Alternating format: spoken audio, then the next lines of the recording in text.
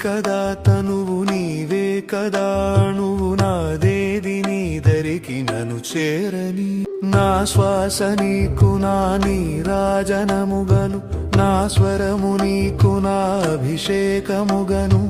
ఈ తనువు నీకు నా నైవేద్యముగను నా కర్మలే నీకు పరిచర్యలుగను అక్షరములు నీకు అక్షతలుగాను పదమాలలను నీకు పూమాలికగను